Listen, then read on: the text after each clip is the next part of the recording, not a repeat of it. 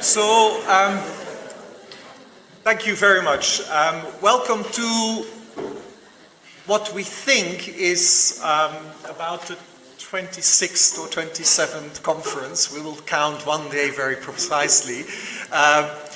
We've been doing these conferences now since, well into last century.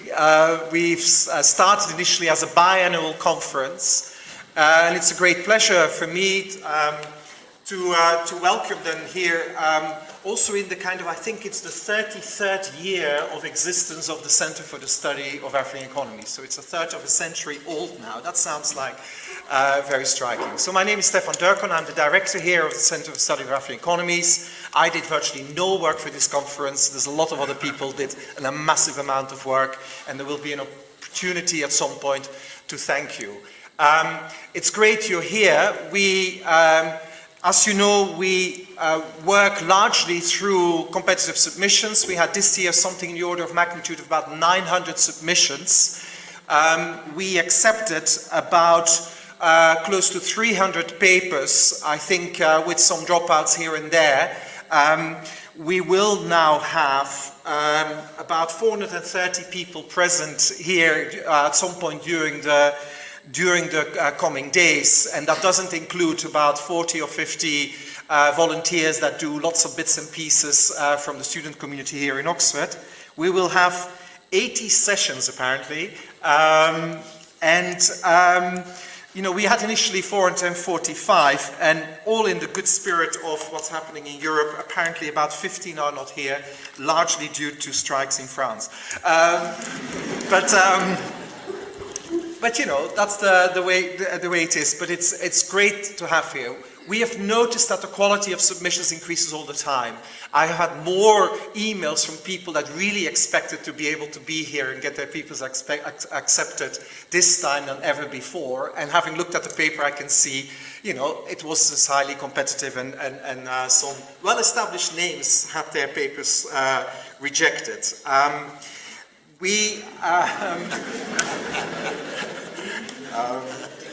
I'm not going to name them.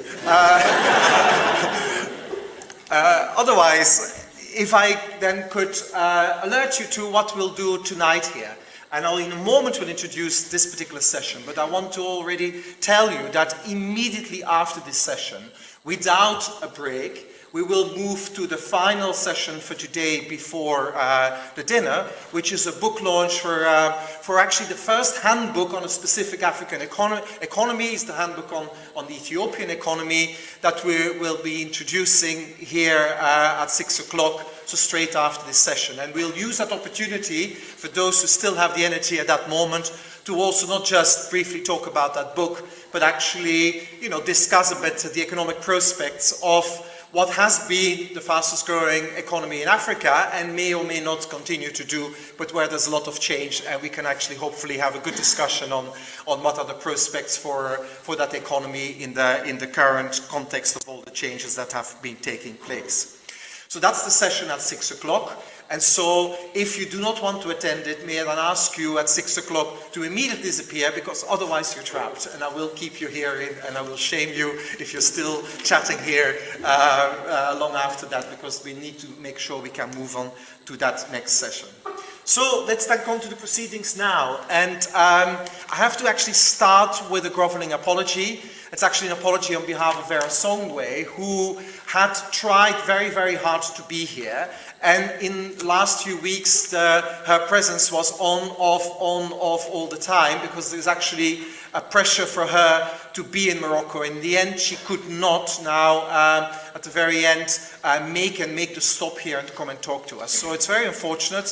Vera is a very distinguished Executive Secretary of the Economic Commission for Africa, and she is also very much involved in this work. So she's definitely promised that for a future conference that she will be here, and it's very much with regret that I pass on her apologies, even though she's still appearing on the program. So we were hopeful until the last minute that it could happen, but unfortunately it wasn't. It doesn't mean that our current panel is not stellar.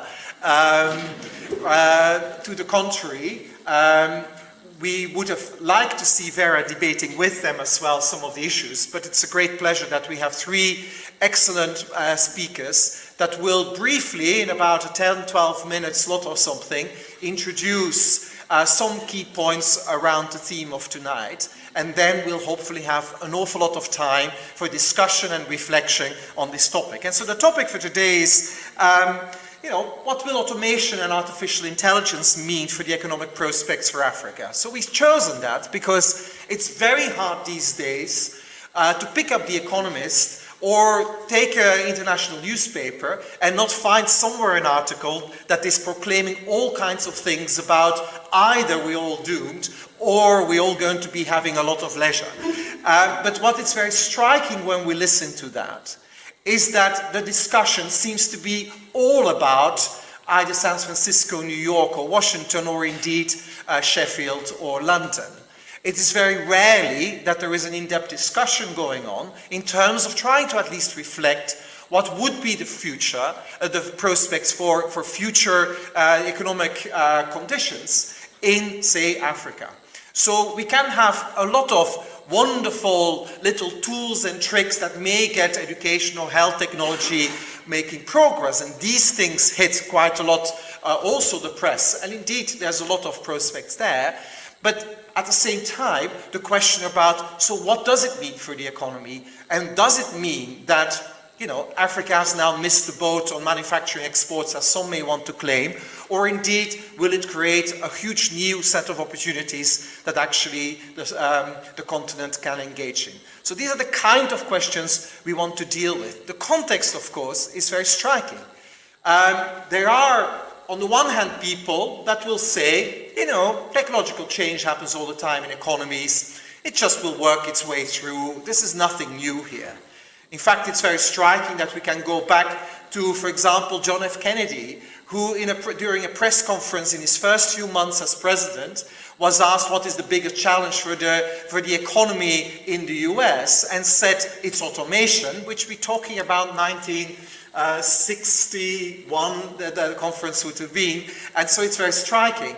We don't really think back at historically that was the biggest problem at the time. At the same time, if we look at the speed of progress in a series of technologies, take DNA sequencing or the speed of data processing and the capacity of transistors, or indeed just the ability of storing energy in various ways, it is very striking that if we look at the cost over the last 15 years, that we now these days, for these type of technologies, are talking about that it is roughly between 1,000th or 1/10,000th of the cost that it had 15 years ago.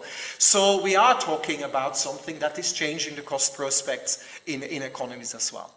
So what will it mean? What will it mean because of what's happening in global value chains? What will it mean because of maybe China automating very quickly? What will it mean for Africa, for the opportunities it has? So hopefully we'll get a good discussion here, and it's with great pleasure that I want to introduce the first speaker, which is Gareth Nya. And Gaurav is someone who spent time doing his PhD here in Oxford, but has for the last 10 years, I think first worked for a while in institutions like the World Trade Organizations, but in the last few years has been working as a senior economist in the global practice, I have to get the name right of the global practice, finance, competitiveness and innovation. These things change over time, isn't it? As all things in the World Bank. But he's been very energetic, and in fact, one of the real reasons why I was very keen to have him here is that he's one of the co-authors of an excellent report that was called Trouble in the Making, The Future of Manufacturing-Led Development. And I'll just let you talk a little bit about these ideas now. Please, over to you. Thank you.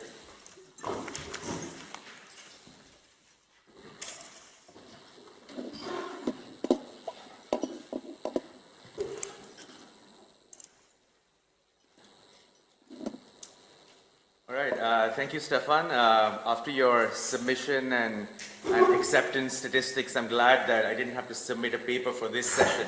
So that's great. So in my introductory remarks, I'm going to talk about automation and Africa's economic prospects with an anchor on the manufacturing sector and therefore on the future of manufacturing-led development.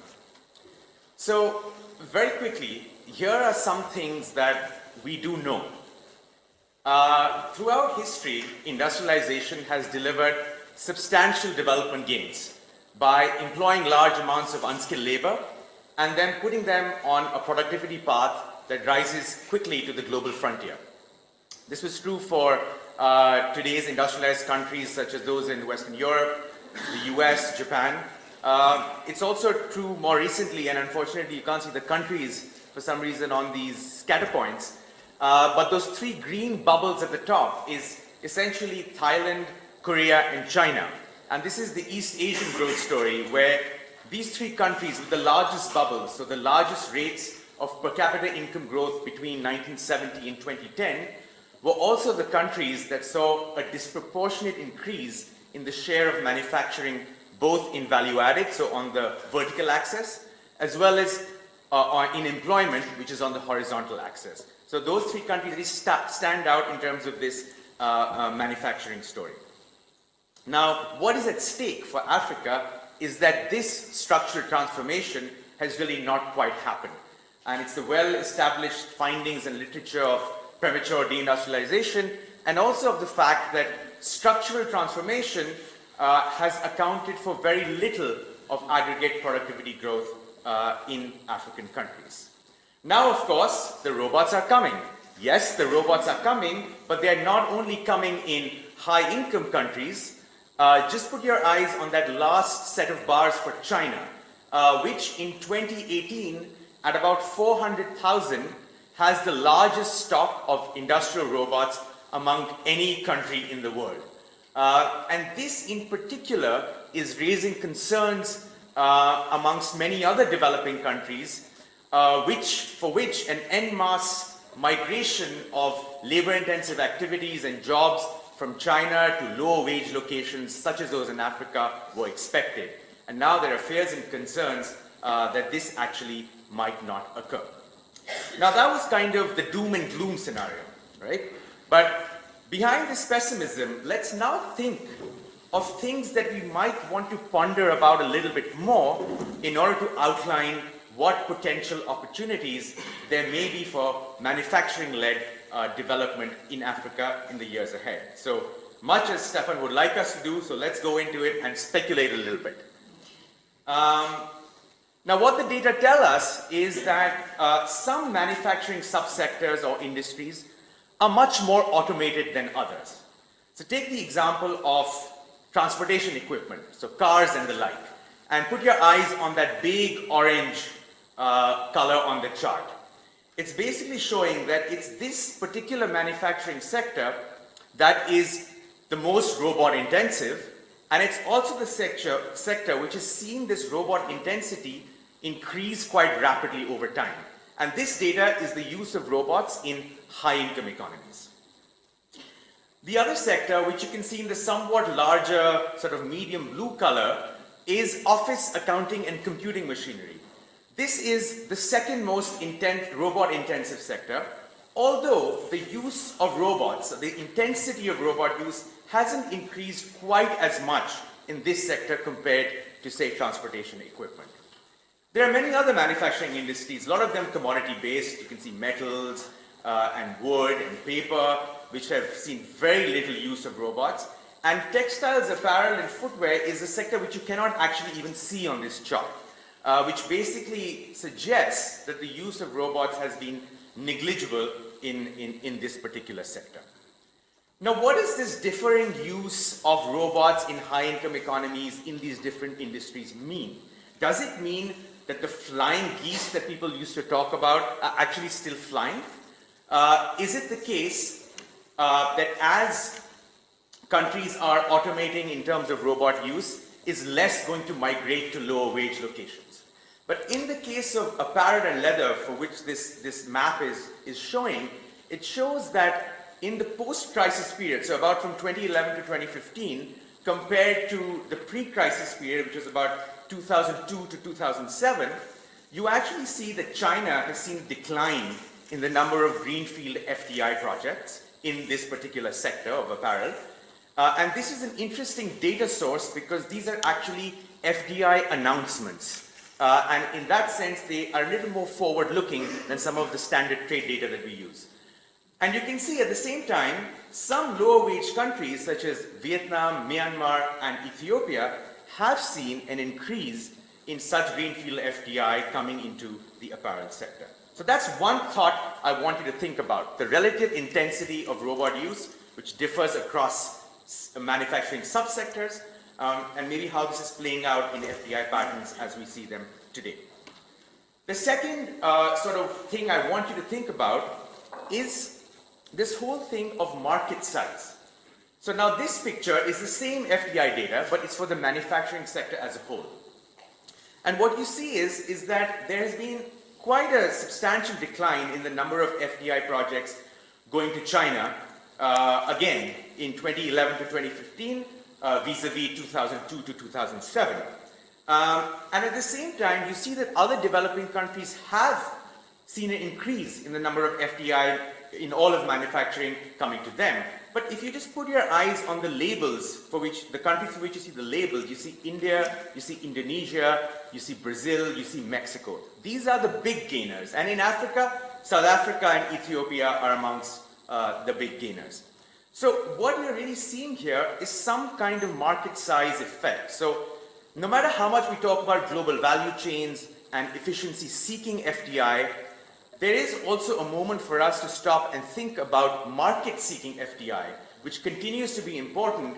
And as the market across African countries and Africa as a whole grows, I think this is something that we should be thinking about.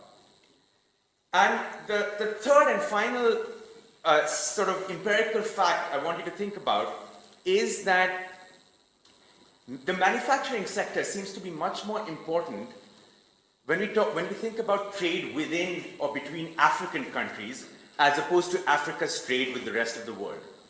And what this chart shows is that the share of intra-Africa trade in Africa's total exports has basically increased across all manufacturing subsectors or industries over the last decade and a half.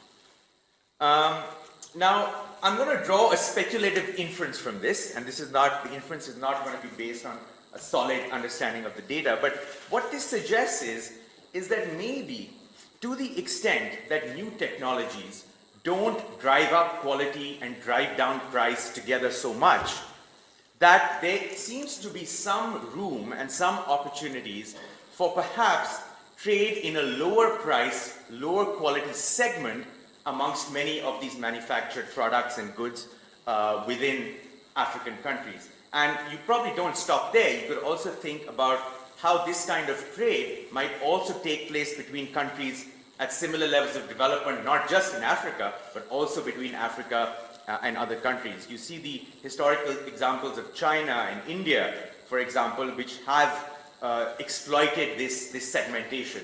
And the famous example everyone talks about is the Bajaj. So it's actually the three-wheeler from India, which is exported, and you can see it almost in every African country. And it's not called an auto or a three-wheeler like it is in India. It is actually called Bajaj in Africa because that's the name of the manufacturer that makes that vehicle. So again, there is this opportunity to exploit segmented markets amongst some of these manufactured goods. So in terms of slides, I'm gonna stop there, and I'm just gonna recap and say that in this scenario of premature deindustrialization, coupled with the fact that robots and other Industry 4.0 technologies are gaining ground in high-income economies and in China, there are these concerns that premature deindustrialization in Africa might just become a permanent thing. And I think it's in this context that it would be nice if we think about these three things that I put forward. The first is that automation is not uniform across manufacturing, and therefore there will be opportunities which will continue in terms of labor intensity being a source of competitiveness in Africa. In addition to that, let's keep thinking about market size. All these multinational giants are now coming to Africa in swords. And what is driving that? What is driving that is the expanding size of the market. So therefore, to the extent that this market-seeking investment can also help the manufacturing sector in Africa, that is another thing to think about. And finally, is this entire question of segmentation and opportunities that relate to sort of intra-Africa trade in these sort of lower price, lower quality segments. And I would just want to end by saying that none of what I've shown you actually precludes growth and productivity opportunities that might be occurring or might occur in the future in other sectors of the economy, so be it services or agriculture. And I'll stop here. Thank you. Thank you very much.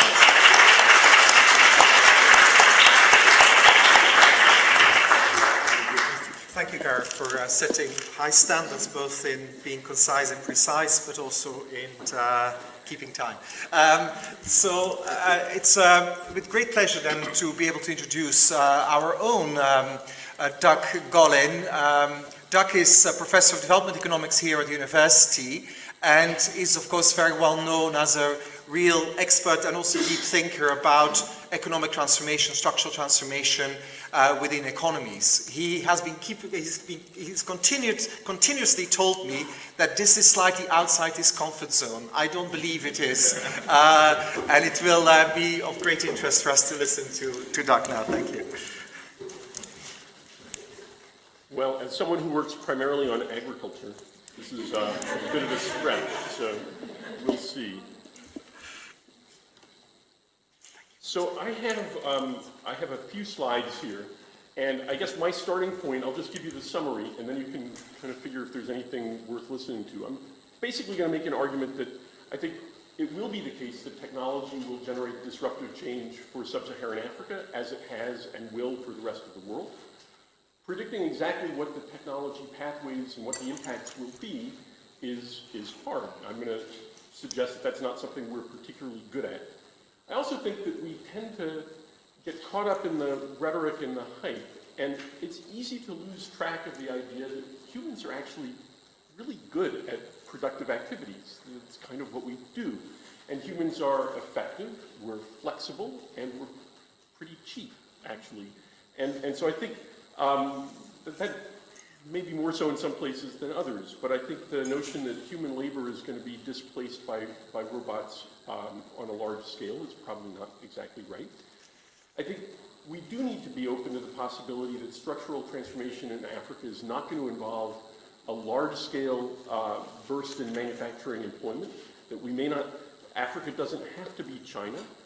There are other pathways to development, other pathways to transformation. And I'm not sure that's a bad thing. I think we get trapped sometimes into thinking that Chinese-style manufacturing for export is the pathway to development. It has been the pathway for a lot of currently industrialized countries. It doesn't mean that it's the only pathway, and it doesn't mean that there aren't other opportunities. My first slide beyond that is from the great economist Yogi Berra, perhaps better known as a baseball player in the United States, who says it's tough to make predictions, especially about the future. And I think that's something we do well to bear in mind. I put out just a couple of my favorite technology quotes. So this is from Thomas Watson, who was president of IBM back in the 1940s, who said, I think there's a world market for maybe 5 computers. Slight underestimate. A few years later, again, these are people in there talking about their own industries they thought they knew well. This is Darryl Zanuck, who was an executive at 20th Century Fox in 1946, saying that television wasn't going to be able to capture anybody's attention for very long because people will soon get tired of staring at a plywood box every night. And I like this one a lot. This is from a guy who was forecasting nuclear-powered vacuum cleaners by the mid-1960s. And then this one, more recent, but this is from David Hu, who's the New York Times technology correspondent in 2006, saying everyone's always asking me what happened when you come out with a cell phone. My answer is probably never. I don't actually know when the first iPhone was produced, but it must have been within a year or two. So I just think it's good to temper our our enthusiasm for the hype and to think a little bit about how well we can actually do in predicting the pathways of technology even a few years ahead. And you know, I say that because if you believe the stories, we are in the middle of a massive wave of displacement of manufacturing labor. This is the graph. I'm not sure how accurate these statistics are. This comes from the World Development Indicators. This is the global manufacturing share, the industry share of employment for the world as a whole since 1990. And if you stare at that and spot a trend, you're doing better than I am. It's pretty flat. And what has been true is that the location of manufacturing employment has shifted massively during that time. So I certainly don't want to minimize the disruptions that have been going along with that. The places that are deindustrializing are being hit hard. And yet the notion that what we're seeing, if we extrapolate from what's happening in Sheffield or what's happening in Detroit or what's happening in the industrial zones of deindustrializing countries and think that that's describing what's happening for the world as a whole, we're making a big mistake. And I think part of what we need to be aware of is that even in manufacturing, it turns out that although machines, automation is in fact a disruptive technology, human beings are really good at a lot of manufacturing tasks. And I don't think that's going to change rapidly. Humans have a couple of things that make them really, really useful. They are surprisingly inexpensive, at least in terms of fixed costs. You don't have to install a human it's not an expensive thing to install. I have a couple of kids, so installing them is a time-consuming process in that sense. But if you're hiring workers for a factory, they're relatively easily installed. They're very easily reprogrammed. You don't have to spend a lot of time. You can send them from one task to another with fairly minimal reprogramming activity. You just tell them to go and do something else. And they have a lot of built-in sensors, right? They're quite good at things. Try getting a robot to carry 2 cups of coffee up a flight of stairs, which is something that many of us do all the time. And so I think we just need to be aware that this is something humans are quite good at, and it's also going to be true in the services sector. Humans, although robots are displacing, and AI will displace human labor in services, humans are really good at certain things. We're good at activities that require some kind of physical strength, some kind of coordination, some kind of judgment or recognition, decision-making, social interaction. So these are hard things to get any single machine to replace. So I don't think the demand for human labor is going to go away, and I don't think that leisure is in our future. Sadly, perhaps. I do think that we'll see, as we have in today's advanced economies, I think we'll see labor moving out of manufacturing over the long haul. The question is, from a sub-Saharan African point of view, if we're not going to see a big influx of Chinese jobs into the continent, is this going to be a problem for productivity growth? And I think here the answer is we should be really cautious and pretty introspective about the idea that large-scale manufacturing primarily intended for export, is the pathway to economic development and growth. It's true that that's been the only pathway that we've seen in today's industrialized, use the term, industrialized countries. It has been the historical pathway, but it's not obvious why manufacturing has this particular function. We don't actually think that manufacturing TFP growth has been systematically higher than other sectors. I'll give you a picture for the US economy over time. This is going back to the 1940s, mid-1940s. This is TFP growth in the US economy in a period of very rapid deindustrialization. If you thought that manufacturing was a sector that had systematically higher rates of TFP growth than services, then you should be seeing much more of a plateauing than you're seeing in this picture. It's possible that if you look in the years after 2009, you might see a little bit of a productivity slowdown, but it's not noticeable in the kind of aggregate scale. So again, it must not be the case that the service sector, which is displacing manufacturing in this period, is subject to less rapid productivity growth than the manufacturing sector, or you'd see a change in trend here of a much more noticeable form. And if you look and break this down for the US, this is for the period 1987 to 2016, you see productivity growth across different sectors here. Manufacturing sits somewhere in the middle in terms of the average annual rate of productivity growth. Agriculture does pretty well. The thing that's called services here is a rather limited set of government and public sector services, but things like trade and transportation do very well. So there's not an obvious systematic pattern here across sectors that says manufacturing is the sector with rapid productivity growth. And so I think we ought to be a little bit skeptical of theories that tell us that the only pathway to growth, the only pathway to development is through large-scale manufacturing.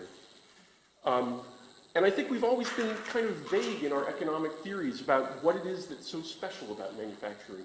We tend to invoke some kind of magical externalities, which we can't ever really define. We talk about things like standardization and scale economies. We talk about manufacturing being the only sector that really provides large-scale employment. And I think all of those are actually problematic. I think in terms of mass employment, the largest employer is certainly, I think the largest employer in the US is, largest private employer is Walmart. One of the largest I think after the Royal Mail in the UK economy, I believe Tesco is the largest private employer. So service sector can and does employ large numbers of people. If what we care about is the quality of jobs, we should be thinking about what kinds of protections, what kind of regulations, what kind of benefits workers have, not what sectors they work in. And so I think we tend to get these things mixed up a little bit. And I think we need to be open to the possibility that growth through a service-based economy or growth through an economy that has quite a lot of service activity is possible. I think we need to be aware that the service sector is capable of quite a lot of dynamism. It's a very mixed bag. The service sector is not just haircuts. The service sector includes a lot of activities with very large scale economies. And I think we need to be aware that the changes that take place within the service economy are related to scale, related to standardization, and I think there's no obvious reason why we can't have jobs in the service economy which will be of value in sub-Saharan Africa. So I'm not saying, again, I think I'm agreeing very much with Gaurav. Manufacturing jobs will be there, but we don't have to rely exclusively on manufacturing jobs. I also think that the notion that export of manufactured goods is the essential way to go. Like Gaurav, I think the domestic market is really important, and I think, you know, for a long time, our models of growth were essentially closed economy models, and so I think we've bought in a little too easily to the idea that export manufacturing is the only pathway to growth and development. So I'll stop there and turn it over to Stefan for the next speaker. So. Well, thank you very much.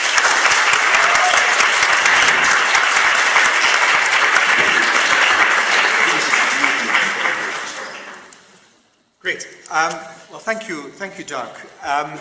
So the last speaker is Benno Ndulu. Professor Benno Ndulu is an extremely well-known figure, of course, in African policymaking, having served 10 years as governor of the Bank of Tanzania. He's currently the Mwalimu Nyerere Professorial Chair on Development at the University of Dar es Salaam in Tanzania. He's also very well known of having been one of the early pioneers and leaders of the African Economic Research Consortium. Have had a career in the World Bank and so on. He's been packing all kinds of things into his illustrious career, but also more recently, he joined us here in Oxford, where he's the academic director of a commission called Pathways for Prosperity that was set up to actually risk being quoted by Doug in a future presentation, to actually look forward to the future and actually ask questions, you know, what could development look like? What could economic pathways and inclusive growth pathways look like in the world, and especially in the African on the African continent, if new technologies like automation and AI start taking hold? And I think it leads very nicely from some of the earlier presentation. So, Benno, please add to this now. Thank you very much.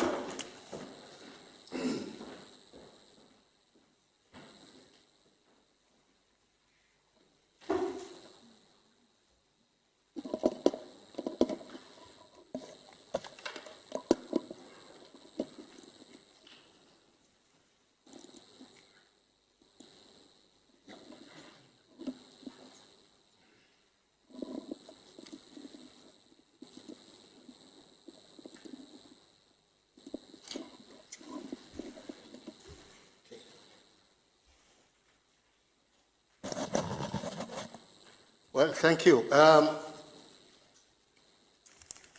Let me start with the aspirations on the continent with respect to what the future boards with respect to technology. Virtually every African country now that has a national vision for development always includes getting industrialized to be where the future of that country is. Some of them are more ambitious, achieving that by 2025, others by 2030, but each one has tended to move in that particular direction.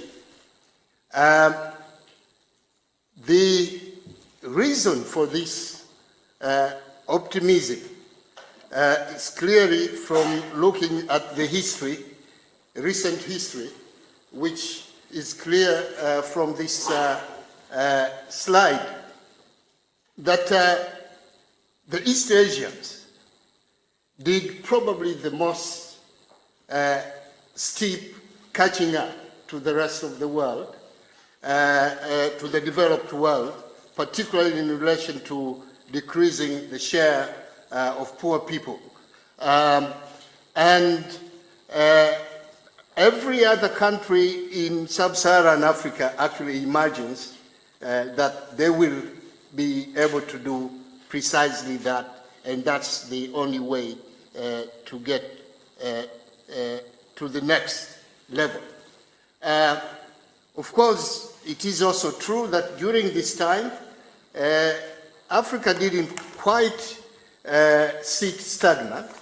As you can see, more or less within that same period, the share of poor people in Africa was decreasing, but the slope certainly was not as steep. Partly, I think China's and other key players' demand for commodities as raw materials partly did usher in a commodity boom during this period. So partly African countries did benefit from that. It's also true that the price of manufactures, be it investment goods or consumer goods, also plummeted during this time, making it cheaper to invest and certainly raising the welfare through much cheaper consumption goods.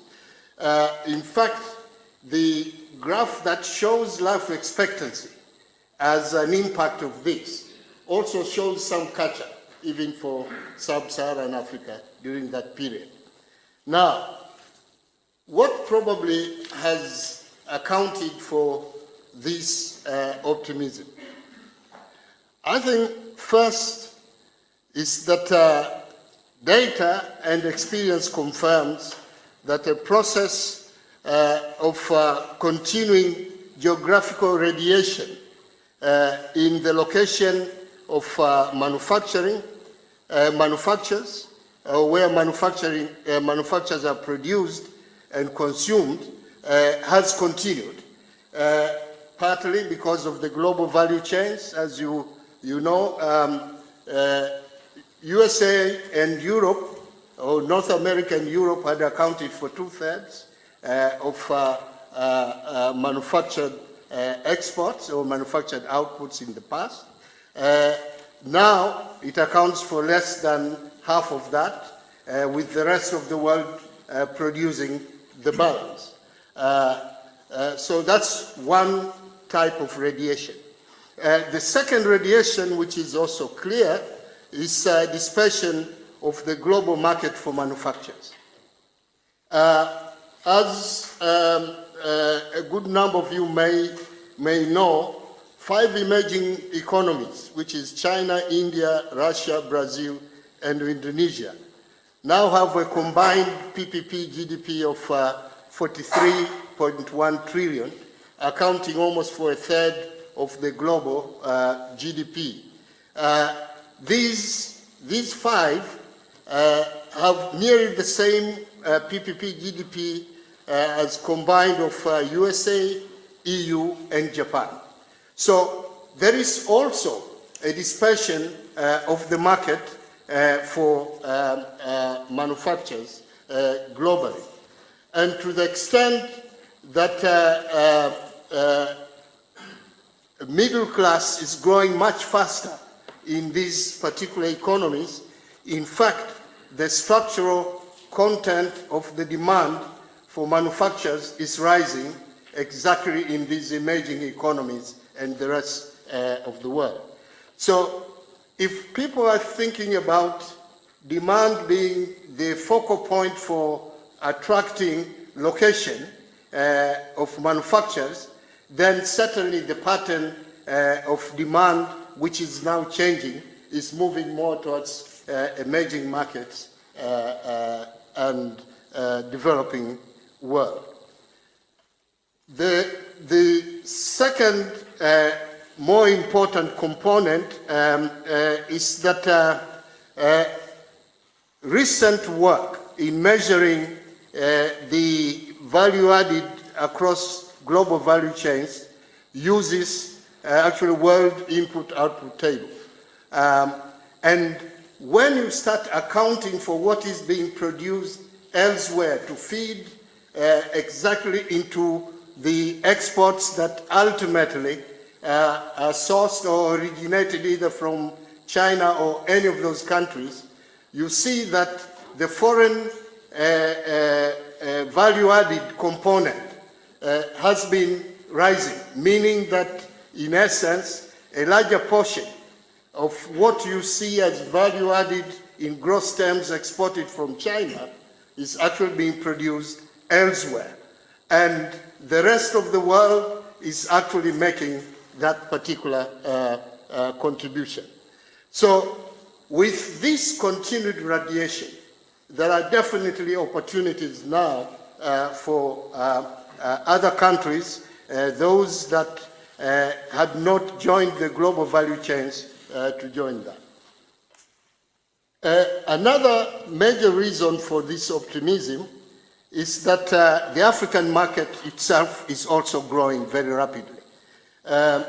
So in PPP terms, the African economy as a whole, excluding North Africa, has a PPP GDP of 4.2 trillion.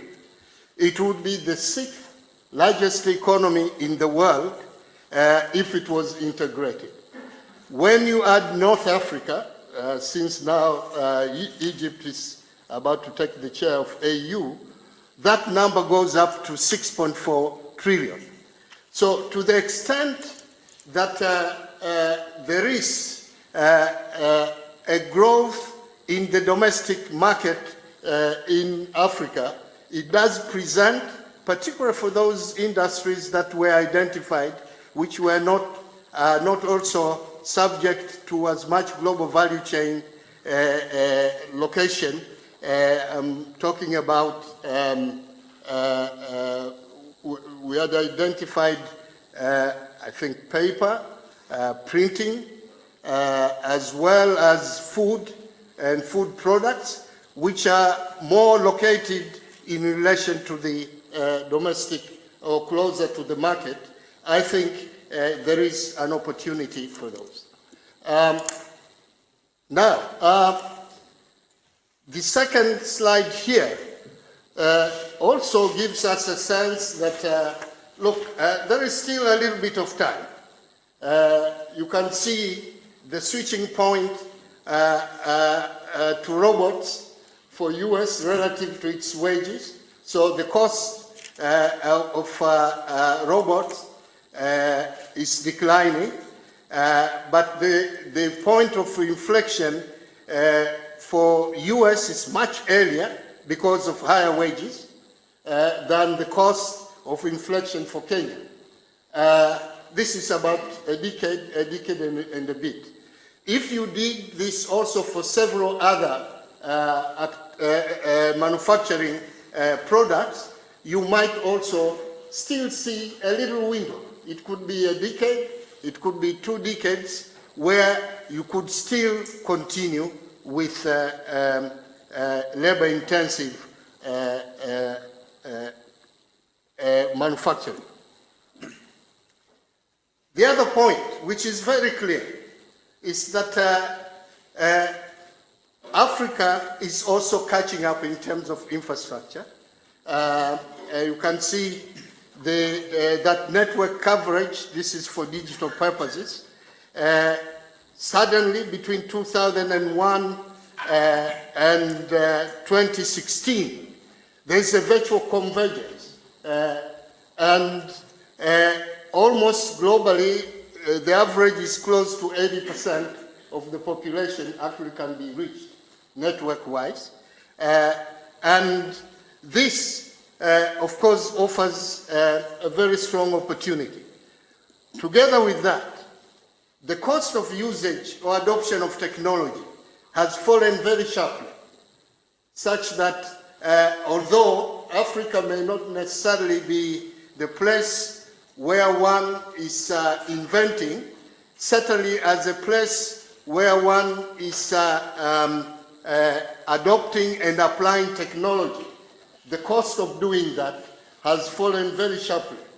Just as an example, in the last 6 years, the cost of a smartphone has fallen by 50% across sub-Saharan Africa. And the cost of a 1-minute call has fallen by almost 75% within the last decade. And this almost makes the marginal cost of adding an additional customer to mobile money close to zero. And this, I think, also offers then the opportunity that the application of this technology will be localized and will also be much better attuned to local needs.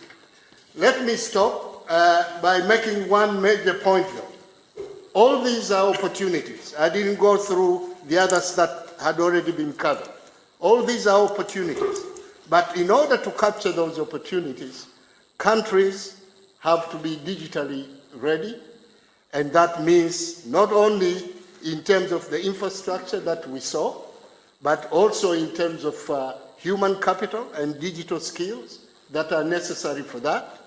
It is also in terms of market structures and models that would actually align to innovation, and most importantly, is a regulatory and policy framework that's friendly to innovation. These things have to be in place in order for African countries actually to make good use of this. Thank you.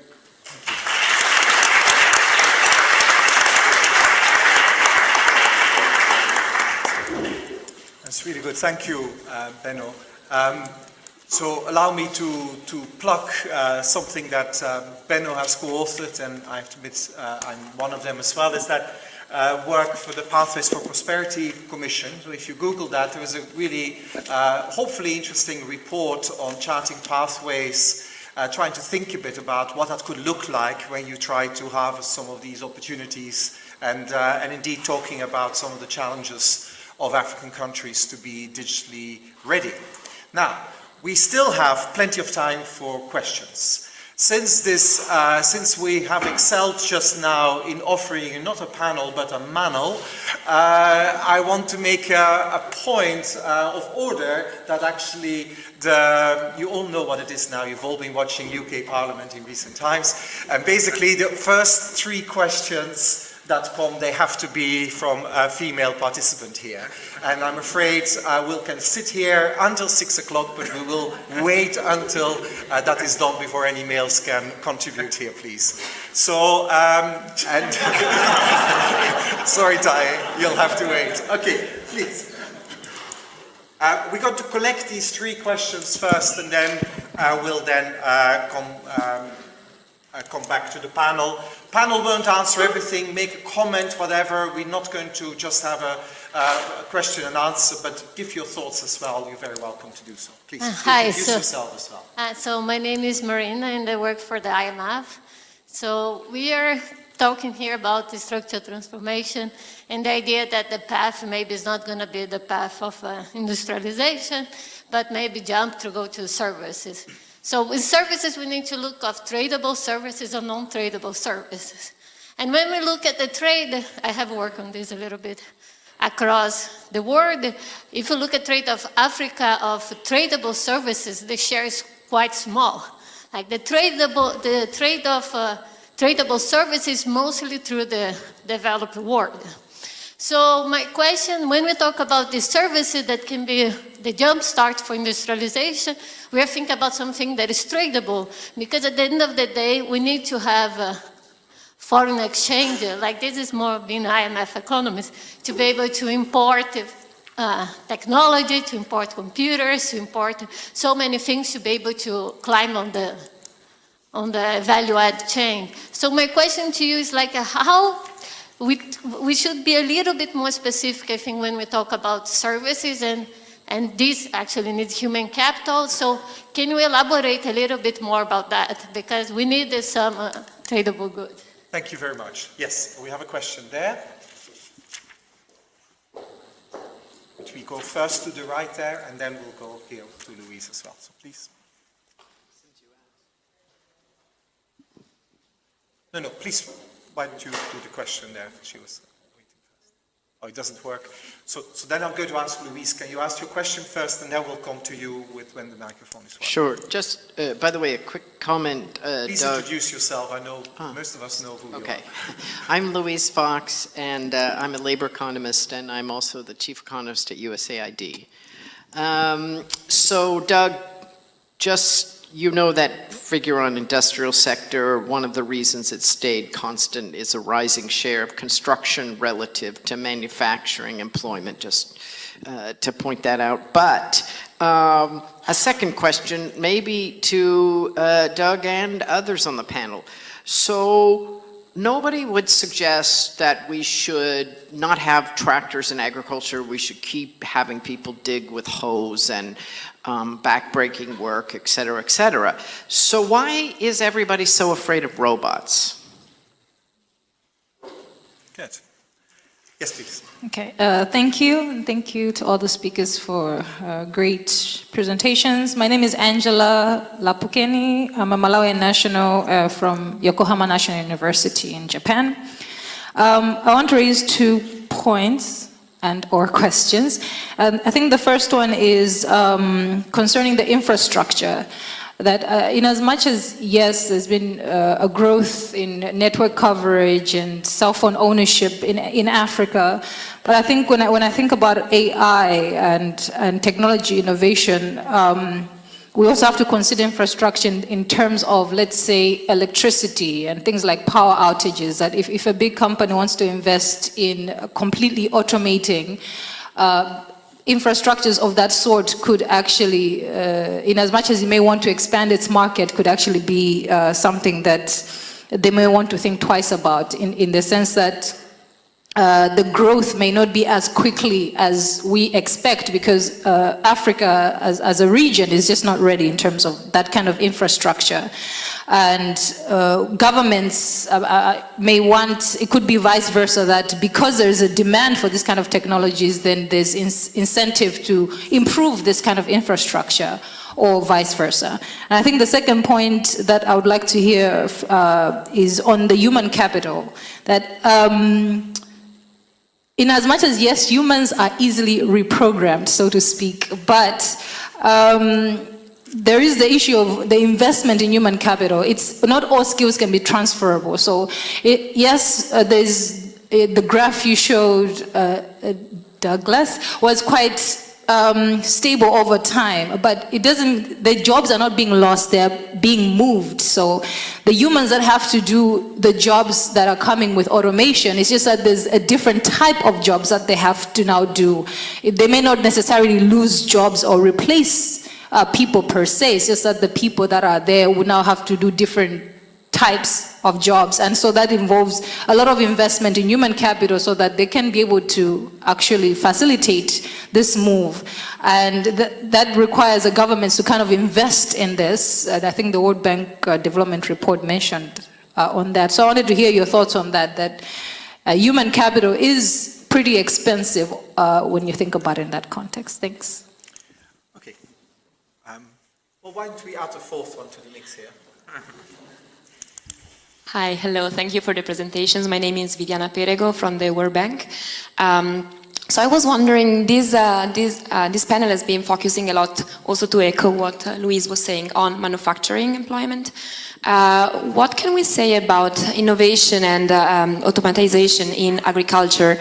Because to me that bears a lot of potential, not just in terms of employment, but also in terms of productivity, climate resilience, and that could really boost the economic prospects of the region. Thank you. Okay, great. We have a variety of questions, and Doc, we have something on agriculture. But maybe Benno, will you start and pick one or two? Please don't try to answer all. Okay. It is one. It is, okay. I think the important question on services, that they have got to be tradable, that's extremely important. I think we need also to look at the service content of manufacturing and the industry. It is estimated to be 1/3 of the value of exports. And this is upstream, whether it's design and related, and downstream is commercial and financial services which are applied. And it is also true that over time now, services component is delinking from the rest of manufacturing, because that can also be outsourced. And that creates an opportunity for countries that before had not been able to do that, actually to enter services in that way. So services may appear to be non-tradable by definition. It all depends on where do they feed into. If they feed into an exportable, that actually becomes also tradable. So that's one question I wanted to pick. And I think the second one is on agriculture. And it is true that when you look at our report of the Commission, we did identify 5 new pathways, one of which I tried to talk about new opportunities in manufacturing, which come as a result of a number of technological developments. But the others are in agriculture, increasing the value of agriculture, mainly through smart agriculture. And the other one is raising the dynamism of informal sector and connecting it to formal sector. To the extent that I think it starts to make sense now to think about taking jobs to where the bottom billion are, rather than always the traditional model that we are used to, which is transitioning that population out of the rural areas to have manufactured jobs in urban areas. There are a whole range of opportunities that are created from that. But I know certainly Doug has written a good bit also of the other opportunities, so let me not hug the microphone. So I'll pick up on the agriculture comment, which I think I would agree very much with Benno. I think the point is clear that the innovation in agriculture is happening rapidly around the world. I think there's still probably a deficit of innovation happening in agriculture that's targeting sub-Saharan Africa and low-income economies generally. I think the other point I would make here is that if you believe that we're on the verge of a world where manufacturing productivity is rising rapidly through automation, being primary product producers and exporters is not a bad thing. The terms of trade, as you would expect, to shift dramatically in favor of primary product producers. And again, I think we need to reimagine some of our ways of thinking about development. The notion that being left in primary products is bad and being in manufacturing is good, actually that's something you need to challenge if you're in a world where dramatic automation is going to drive dramatic productivity increases in manufacturing. Manufactured goods will be cheap. And so that's good if you're in other sectors. I think the question on, and I think that feeds in also to Marina's question on tradable services. I'm not too worried actually about tradable services. I think being a primary product exporter, as I say, is not bad. I also think there are a lot of services that are potentially tradable that we aren't seeing traded yet. But, you know, healthcare being, or nursing care being a massive one, where I think there's great potential either for the provision of healthcare services to be outsourced, if you like, from rich countries to developing countries, or simply for the export of nurses and doctors, as we're already seeing.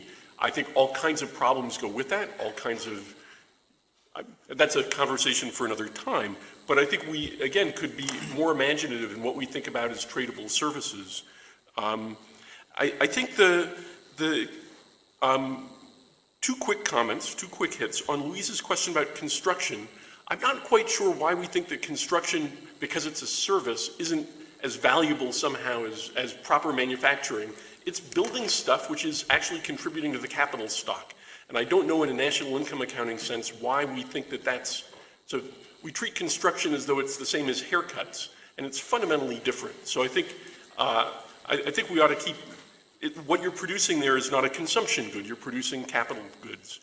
On the transferability of skills, the investments in human capital issues that Angela raised, I think you're exactly right, and I certainly don't mean to minimize the disruptions that happen as jobs move.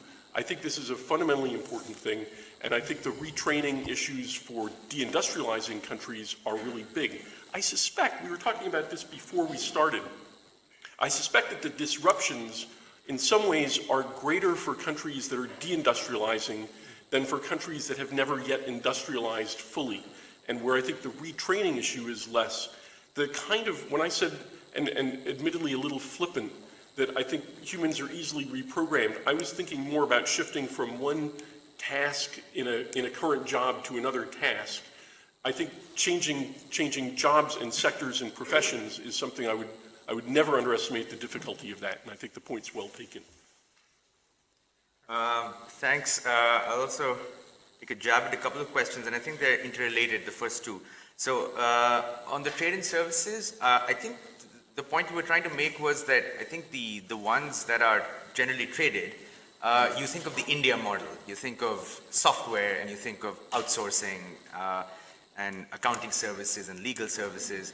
And I guess your sort of implication was that these are pretty skill intensive. So I think, so let me put on my WTO hat for like a couple of minutes. So it's like services can be traded in 4 ways. So the first way is kind of this remote delivery, which is what India's software services and a lot of the BPO stuff does, right? It's just remote over electronic, over the internet. The second mode is what is called consumption abroad. And that is essentially tourism. So tourism is a big sector, service sector in many developing countries, which is traded. The third mode is what is called is FDI, is investments abroad. And the retail sector is a service sector which benefits a lot through trade, through FDI. And the last one is actually the movement of people. And that's what Doug was alluding to in terms of healthcare. And it could also happen in something like construction. And so to the extent that remittances are sent back to the home country, that is services also traded. So a lot of these examples, so retail, construction, tourism, a lot of these are actually service sectors which are relatively unskilled labor intensive. And therefore you might get these benefits of trade and unskilled labor absorption at the same time. And I think the thing to remember about services is that besides a few services like haircuts, every service is tradable. So it's the question of not what is tradable, but what is actually traded. And I think that comes a lot down to policies. And I think that wedge between what is tradable and what is traded is important to remember. And why is everyone scared of robots? I think this is a great question. And agricultural productivity basically rose on the back of mechanization. And you would expect that manufacturing productivity would also rise a lot more if robots came in a big way. I think the one thing is that unlike agriculture, manufacturing probably has seen a lot of productivity increase while it absorbed a lot of unskilled labor. So unlike agriculture, where the productivity increase perhaps came to large extent through mechanization, in manufacturing, I think it came a lot through trade. And I think it absorbed people and gave productivity gains kind of at the same time. Now, I don't know what people think, but I guess my sort of thinking would be, okay, if agriculture is something that people need to get out of, if manufacturing is also something that people will get out of, what is left? Well, what is left is services. Some of those are also getting automated, and then you go to a world of, oh, well, it's just leisure. But a lot of services are probably still the ones that will not get automated.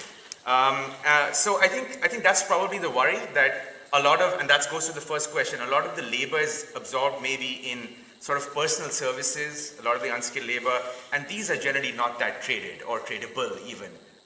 And maybe that could be the tension, and maybe that's why people are apprehensive. But I'm sure Stefan will have something to say on the demand side, because you have this paper with Chris Blackman. It's like, maybe people don't want factory jobs anymore, and they would rather work in a mall or a service sector job. And maybe that's something else that we aren't thinking about, but maybe we need to think more about. I'll stop there. Right. I wasn't going to say anything about that, but it is, of course, the whole reflection is that in the end, people, the kind of jobs that people want to do, and making artificial links between that this must be a good job, this must be a bad job, is actually very unhelpful. I've never understood, not being a macroeconomist, is why macroeconomists, when they use the categories like services and manufacturing in GDP, are just so totally subservient to what essentially are accountants. This has never been economics that's thinking about it. And in fact, these categories become increasingly useless, because as manufacturing is largely services, and indeed vice versa, then you're getting these kind of things. So never listen to accountants, and just try to think differently about other things. But let's take another round of questions. And I know Tai was queuing. For now, we want just gender balance for this one, so we have two women here. That's good. So Tai, yes, please. I like those presentations, given the question, but I do have a problem with the question itself, the way it's framed, because I believe that... Tai, could you actually for a moment and introduce yourself also for a second? Yeah, I believe that economics is at its best when it is an analysis of data on the assumption that technology is given and tests are given. The moment we drop those assumptions and try to project or predict either tests or technology, it doesn't usually end well. It leads to all sorts of things that we could say are unscientific, frankly, because we cannot answer, it falsifies it. And economics is at its best when really it deals with firm-level data, household-level data, and less with cross-section analysis where countries are regarded as data points, as would happen in the case of the premature deindustrialization hypothesis of Roderick. It is really based on cross-country plots, maybe 100 data points. And what is the sense of comparing the prospects of Singapore, or the trajectory of Singapore, or Botswana with Bangladesh, or the US or that of the India or China, really. These are not comparable things, given the question. And economics is not at its best when it deals with transformative policy issues, as opposed to tinkering at the margin, changing things at the margin. Technology, what is the effect of this technology, AI or anything, on this sector or on this line of activity? Yes, it can address those. But the moment we speak of the future, we'll be in trouble. That is what the concept of premature deindustrialization really portends or illustrates. Right. So we'll see whether someone could tweet it for Danny to respond to this. But let's go to the back there. Actually, we can take all three of them and we'll meet and balance this out. Oh, that's working. That's going to work. Yes, very good. Thank you. My name is Chuku, and I'm with the African Development Bank. I'd like to attempt to attack the question on board that says, what will automation and AI mean for economic prosperity in Africa? And in a sense, I think if we try to answer another related question, to what extent is AI complementary or substitutory to Africa's labor force? So if AI is complementary to the labor force in Africa, then my answer would be that the AI, there's boom. In other words, what will automation mean for Africa's prosperity? It will boom if it is complementary to Africa's labor force. I mean, you need some level of skills to operate. If you had a fancy tractor, agricultural tractor, you need to program maybe the distance and the system of cultivation. If you don't have those skills, then you can't use that automation per se. So in a sense, to answer this question, the answer will be doom if Africa's labor force doesn't have the required skills to be complementary to AI, and boom if there were complementary skills. Thanks. Very good. Okay, so we have a question at the back, but let's take one first here, and then we'll do in the back as well. Yes. Hi, Liz Brower, an economist at DFID. I think it's kind of clear this story fits in that, the answer isn't manufacturing completely. There's other sectors that we want to be focusing on. At the same time, it seems like we exist in a time where it's very politically attractive to talk about industry and manufacturing. Let's think about Ghana, one district, one factory. I've recently been in Tanzania, where you just stamp industrialization on anything and you get it through. So how can we, as development economists, help sort of shift this narrative with political leaders in sub-Saharan Africa? Very good. Okay, question at the back. Yeah, thank you. This is Wilfried Kwame from the World Bank. My question is kind of related to the question on human capital, but most basically on electricity access. So we know that African countries are quite different, and a lot of them still struggling to have access to electricity, at least reliable electricity. And then I'm wondering if the panel can elaborate on how, how can we talk about automation and AI in a context where people still struggling to have access to basic electricity? And then the second question is also the high unemployment. So we know that in several African countries, unemployment remains very high. So how really automation and again AI can help to reduce, or will them increase unemployment again in Africa? So thank you. Okay, Catherine. Hi, I'm Catherine. I'm a PhD student at Oxford. We talked a lot about automation and AI as displacing human labor, but I think these technologies also have huge potential to create jobs, particularly through technologies such as machine translation and these platforms such as Upwork, which make it easier for firms in developed countries to hire workers from anywhere around the world and subcontract tasks. But so far, we've mainly seen that these platforms tend to be, the main beneficiaries tend to be countries like India and the Philippines. So how do we help African countries, or what can African countries do to make the most of this kind of new wave of subcontracting of tasks? Okay, thank you. Do we have one more female question? Yes, excellent. Marijke there. And we'll come back to you. Good evening, Marijke Verpoort, University of Antwerp. So yes, it's true, we are not very good at predicting technology, but I think one area in which we can make accurate predictions is demographics. And if you look at the predictions, then Africa will welcome 3 extra billion people in the next decades to come. Africa is also the only continent where actually the share of the proportion of the actives, the proportion of active people in the population will increase, and this will actually not be the case in all other continents. So I would like to have your views on how these demographic factors interact with sector-specific growth, both opportunities and challenges. Gareth, why don't you start? Okay. So I think some of these questions had some overlaps, but I'll just lay out a couple of thoughts. I think one was, I think this question on, I think both from Ty and also the one on, how to make manufacturing jobs, it's politically appealing. What can we do as development economists? I think so. These two questions, there's a little bit of synergy. I think it's what Stefan alluded to earlier too.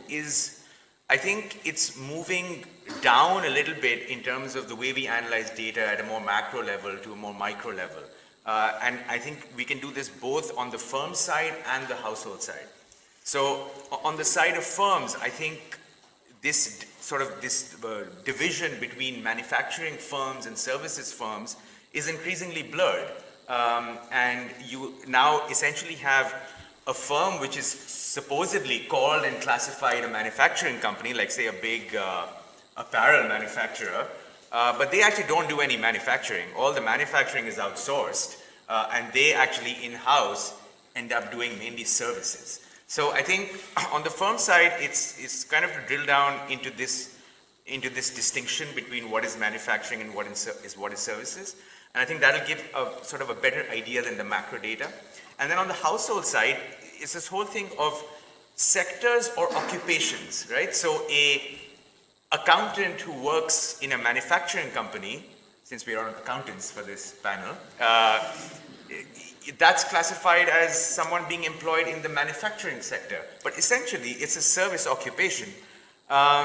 So then again, this line between what is services and what is manufacturing blurs. And I think as economists, I think as people who look at data and analyze it, I think these are the sort of distinctions we should draw to be able to take the debate to a more granular level. So that's what I would say on that. And then I think on the complementarity between sort of AI and jobs, I think this is an interesting question. I think it was there in maybe 2 or 3 questions. Is that at some level, I think robots kind of hits people more sort of hard in the way they're thinking, because when they think of robots, they think that robots is going to replace an unskilled job, essentially. Now, even robots have AI, and increasingly robots would have more sophisticated AI, but basically, at the end of the day, and that's how even the robot's data is classified, is basically the ability to move a limb in addition to being programmed. So I think when you think of robots, that's what sort of unnerves people.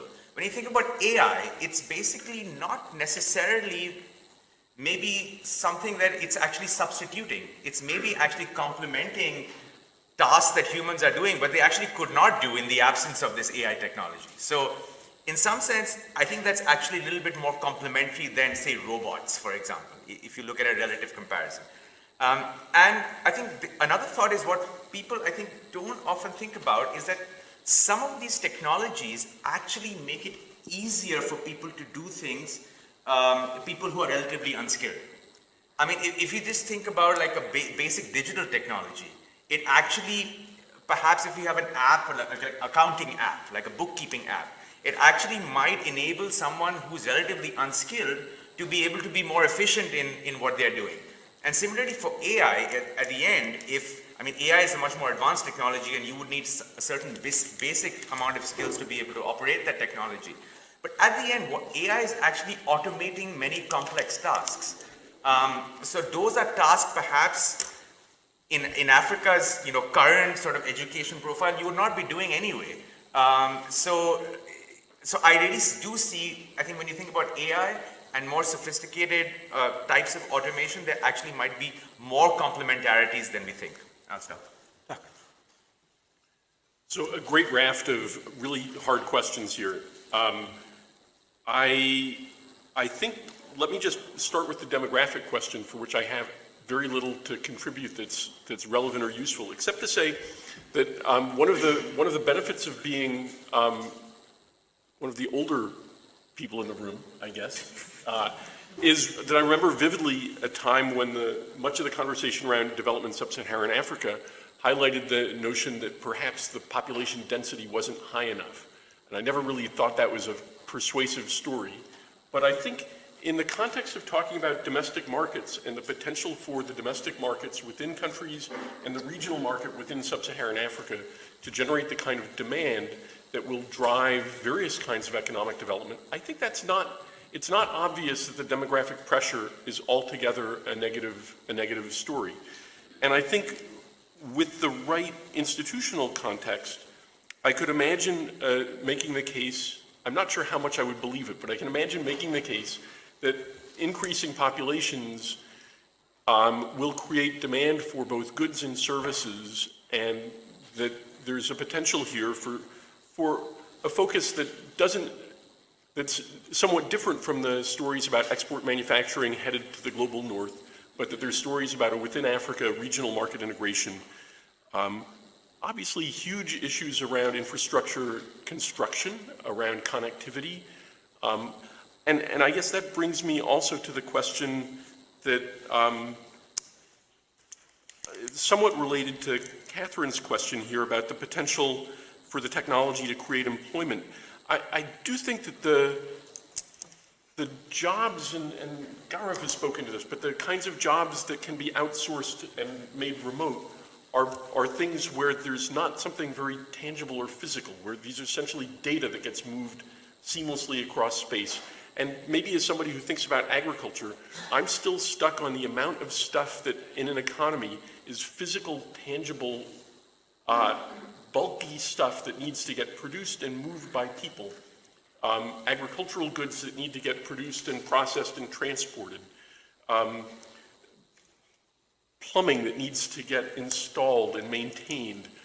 Just a whole range of things where I think there's, again, I think population densities, urbanization creates demand for enormous amounts of service activity, which is perhaps not traded, but again, I think we get hung up far too quickly on whether things are services or manufacturing, whether they're traded or non-traded. I think there's a lot of jobs to satisfy the growing populations and growing urban demands. Just very briefly on Liz's question around the politics of steering policymakers away from the idea that export-oriented manufacturing is the only path to development. I think this is a really profound question. I don't think I have the answer. I think part of this, as an American, I'm struck in my own country at how heavily gendered the narrative becomes, that the notion that good jobs are manufacturing jobs typically done by men wearing construction clothing, that's a very narrow way to define what a good job is. And I think moving away from those narratives and shifting narratives through all kinds of means, I think is really important. We've bought in too easily to the idea that that's what a good job is. And I think it's because it's what a good job was at a particular moment in time in a particular set of countries, not necessarily reproducible. Okay, Benno. Yeah, I think starting right where Doug ended, seeing is believing. Data has been clear, experience has been clear that manufacturing that creates jobs has been a really big escalator for development. I think as we look at these alternative pathways, we need to start collecting information that is convincing that actually there can be other ways. Politicians are always the last to move on that. The blue skying is done by academic community, and to get it really to implementation, politicians and policymakers have to see that it works. So I think we have started on a good path in creating the narrative. Now let's demonstrate that it actually makes a difference.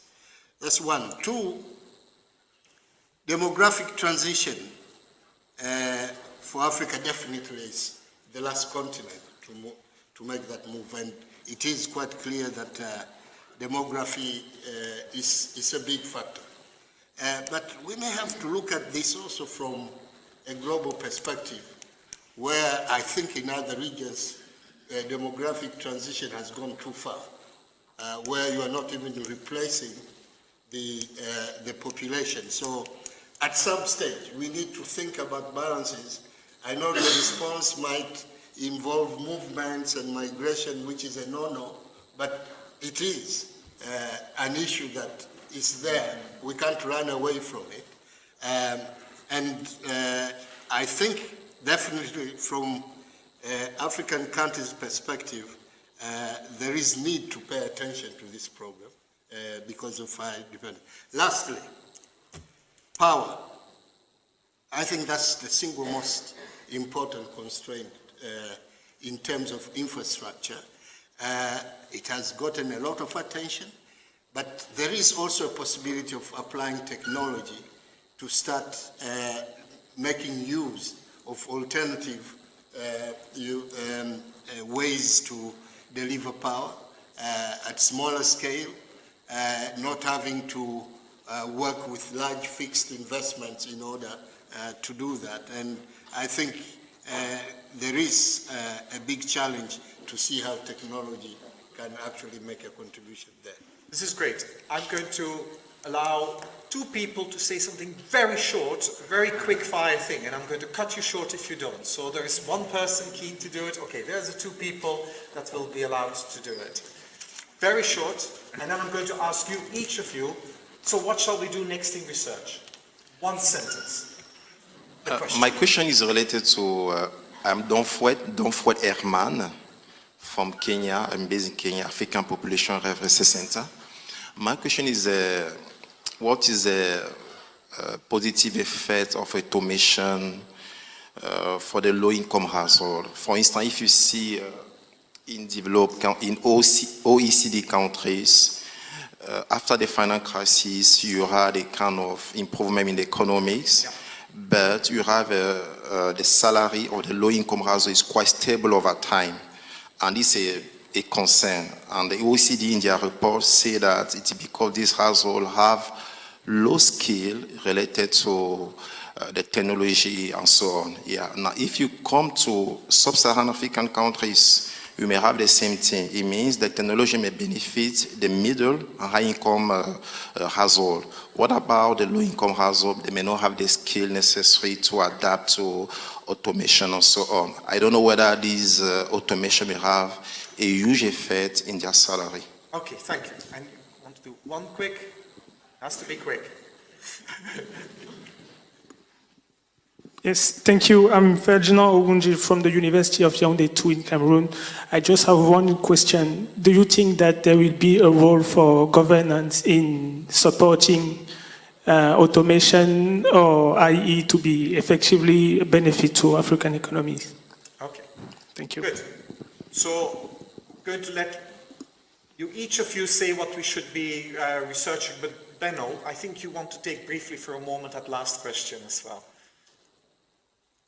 Yeah, I agree with the observation. Governance definitely it's a big issue, partly just because some technologies really create opportunities to expose a good number of fairly negative attributes to governance, and there is always a pushback on that. And it is important that we make clear that that is part of the task. In terms of one thing, I think we have got to focus on how we reach the last mile, the group that is poor, inaccessible, and how do we do that in a manner which is cost effective. Right. Yeah. I think we need more and better theories of structural transformation, more diversity of models of transformation, preferably taken to data. Excellent. Gareth. I think maybe to focus more on the how rather than the what of economic activities. So the what being sectors, but look at it because that's what that's what appeals to people, but not at sectors per se. Why is one sector different from another in terms of fundamental economic characteristics? Right. This is great. So I'm going to wrap up here and actually implying that your question in a way is answered what Benno says. You know, we need to focus very much on what's happening on the lower end and provide the accessibility. I got, you know, a couple of points that I got out of here definitely. I totally agree with the kind of conversation and that, you know, politicians need to be able to understand what these questions are. The attraction of the past is amazing. The fear factor on the robots also has amazing influence on them. And it's very clear that here in the room, both, and the speakers definitely, they're not necessarily saying, look, the past, what happened in Vietnam, trying to create Vietnam in 1980 is not very helpful for most African countries today. But at the same time, trying to get your headlines in The Economist and your front pages is not a good guide for policy making either. Another thing that I get is that, you know, manufacturing is not dead, it's not ended. But, you know, there's still going to be market-seeking investments. There's still going to be needing people to keep the machines maintained and in the right place. And indeed, if markets are growing, manufacturing will be there. Even all these models still predict where will they be? They will be where there's demand, and so it will still grow. Agriculture, you know, still a lot of people there. And, you know, as people have alluded to, technological progress has both been relatively slow in many ways, in terms of personalized assistance or farm-level assistance of what's happening, but at the same time, mechanization has always played a role. And indeed, you know, we've never really been afraid of a tractor, so why should we be afraid of a robot? And then it's services, and I think that's a really interesting conversation. So I agree with those sentiments that were expressed here. You know, it's not the goods that are tradable or that we typically talk about. We look at the ones that are traded, but actually that's changing a lot. I actually changed my mind on this when I at some point saw data from the Philippines, a country that I totally identify with remittances and people going and work overseas. Actually, remittances will in a couple of years be smaller than internet-enabled services that are being exported from the Philippines, which is actually because communication improves so dramatically. It's not just robots, but our ability to communicate, and I see you all on your machines already, is that actually, you know, these things will only get better, and indeed it will make, you know, whether I have a phone call to my GP, whether I can actually get, for God's sake, an appointment with them. You know, do I care at the moment? A lot of these people will have particular accents. Do I care whether they're physically 2 miles away from me or whether they're 10,000 miles away from me? I don't care. I just want to know whether with my symptom I need some support. And so on. And we will probably do this much further. And we should start looking into it. And incidentally, I don't know what you're going to do, but with what's happening on migration here, I'll be retiring somewhere in Ethiopia because I know there will still be people that will be willing to look after me. So, great Michael will tell, here I'll come. And finally, the policy question. There's an issue of governance, but it's also being willing to be prepared. And it's a really hard thing because we're talking about something, you know, we don't know really what the opportunity is. We're doing crystal ball gazing. But it does seem like there are some of these opportunities there, and most of our advice seems to be, indeed, as I mentioned, let's try to do Vietnam of 1980 or 1990. Don't think it's very helpful. Do we know the answer? Well, we better do some good research, and I think that's a good way of ending. And I thank you for your participation, and well, enjoy the rest of the conference. Thank you very much.